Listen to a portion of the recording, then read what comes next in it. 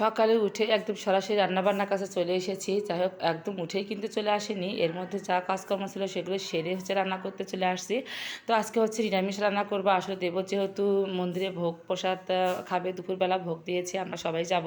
সেইজন্য সকাল, সকাল একটু নিরামিষ রান্নাবান্না করছি। তো যাই হোক এর আগে একটু চা বানিয়ে খেয়ে তারপরে রান্না করছি। আলু পটল কাঁচকলা দিয়ে রসা আর সাথে একটু বকফুলের বড়া ভাজি করব। তো যাই হোক এই তো তোমাদের সাথে একটু গল্প করতে আসলাম। কারণ আমি যখন রান্নাটা বসিয়ে দিয়েছি এত সকালে কেউ ঘুম থেকে উঠেনি, জাস্ট আমি উঠেই টুকটুক করে কাজকর্ম সেরে তারপরে রান্নাবান্না বসিয়ে দিয়েছি।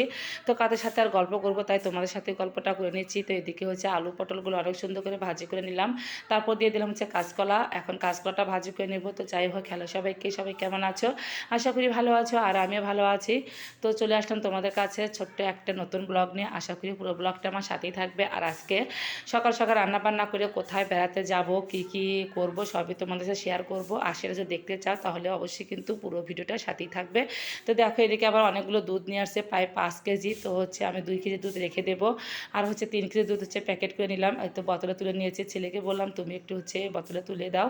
তো যাই হোক এদিকে রান্নাবান্না খাওয়া দাওয়া শেষ আর দুধটুকু জাল দিয়ে নিলাম। তো আমার যা রেডি হয়ে নিচ্ছে, আমি কিন্তু এখনও রেডি হইনি, মানে ওরা রেডি হচ্ছে, আমার রেডি হতে খুব একটা দেরি হয় না। এদিকে শাশুড়ি মা রেডি হয়ে বসে আছেন, দেবর গেছে গাড়ি আনতে। তো যাই হোক ছেলে মেয়ে কিন্তু সবাই বেরিয়ে পড়েছে। ওরা অধিক আগ্রহী, কারণ ওরা যেহেতু সবসময় ঘরের দুয়ারে থাকে, বাইরে বের হতেই পারে না।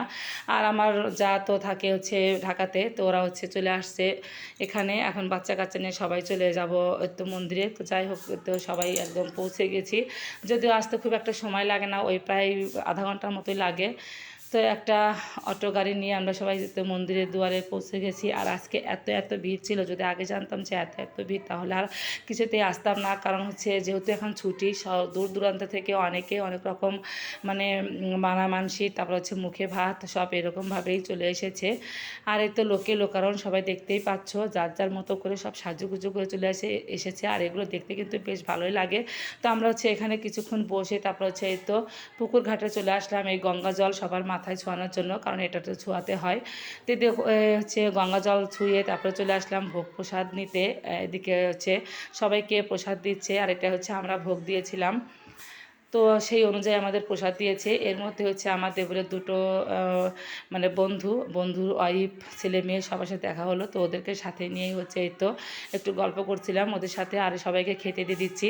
আমি কিন্তু ভিডিও করতেছি, ওদের মানে কাজও করতেছি, ওদেরকে খেতেও দিচ্ছি, আবার বা হাত দিয়ে ভিডিও করতেছি। কারণ ভিডিও করার তো কেউ নেই, সবাইকে একসাথে খেতে দিয়েছি, তাই আমি নিজেও আর ভিডিও উঠতে পারিনি আর কি। তো যাই হোক এই তো খাবার দাবার আর ভোগ প্রসাদ তো খুবই স্বাদ লাগে, খুবই মজা লাগে, যারা আমরা খাই অবশ্যই কিন্তু জানি। তো যাই হোক সবাইকে অনেক সুন্দর করে খেতে দিচ্ছিলাম, সবাই অনেক সুন্দর করে তৃপ্তি ভরে খেয়ে নিচ্ছিল। আর দুপুরবেলা সবাই খেয়ে নিচ্ছিল।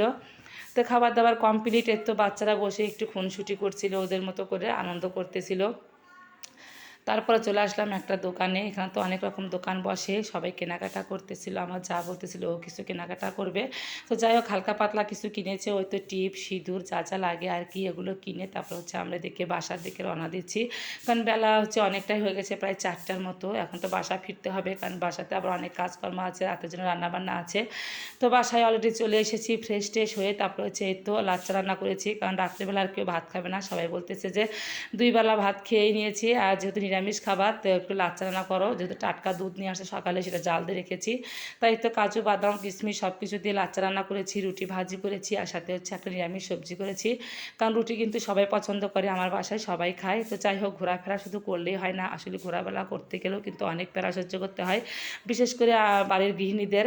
তো আজকে আমরা ঠিক তেমনটাই হয়েছে। এদিকে ঘোরাফেরা করে এসে আমার এত খারাপ লাগতেছিল, কিছুক্ষণ রেস্ট নিয়ে তারপরে রান্নাবান্না করলাম।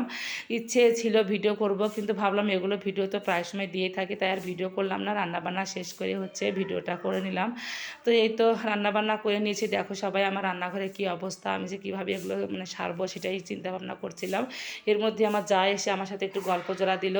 তো গল্প জোড়া দিল, একটু গল্প করলাম, আর এই তো ওকে একটু ভিডিও করতে নিয়েছি। আর হাসি দিয়ে চলে যাচ্ছে যে আমাকে ভিডিও করো না। তো যাই হোক আমি পিছন থেকে একটু ওর সাথে দুষ্টামি করতেছিলাম, দুই যা মাঝে মাঝে একটু দুষ্টামিও করি। তো যাই হোক আজকের ভিডিওটা এই পর্যন্তই। ভিডিওটা ভালো লাগলে অবশ্যই লাইক এবং শেয়ারতে পাশে থাকো। টাটা।